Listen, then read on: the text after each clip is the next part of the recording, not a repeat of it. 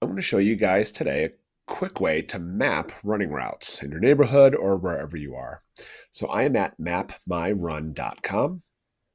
You want to go click on routes here at the top and then create your own route. Now you do have to be signed in to make this happen. So you can easily link it to your Facebook account if you're already signed in there, or you can register your own account.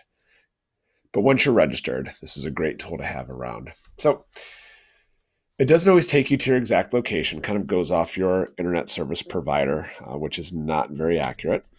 So I'm going to enter in my home address here. I don't know if this is a good idea letting you guys see my home address or not, but hey, there I am, Brendan's house. So we want to look at this pad over here on the right-hand side. And notice right now it's set to miles. Typically all our runs are in meters. So I'm going to switch the units to metric. Also, there's a couple things to consider here. This is automatically selected to auto follow roads. So no matter where you click, the route will automatically snap to the roads.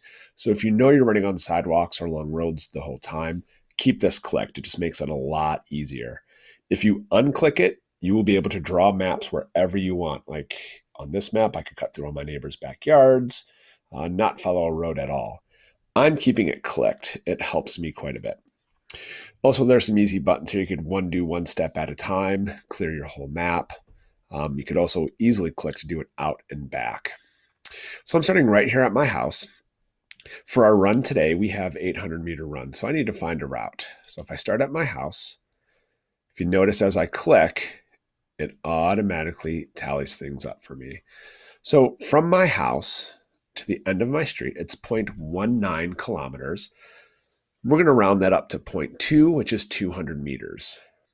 So if I go down to the end of the street and back, so we'll call this out and back, I have an almost 400-meter route. Considering there's some buffer here between the middle of my street where it started the route and my house, I think it's a safe roundup.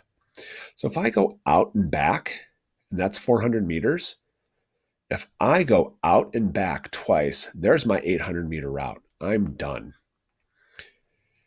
But say I want to go ahead and measure some other routes just in case. I'm going to go ahead and clear this. Yep, I'm sure I want to clear the map. And I'm going to go ahead and set my starting point. And if I get out to the end of my street, the park is right here. So let's see what a run into the park looks like.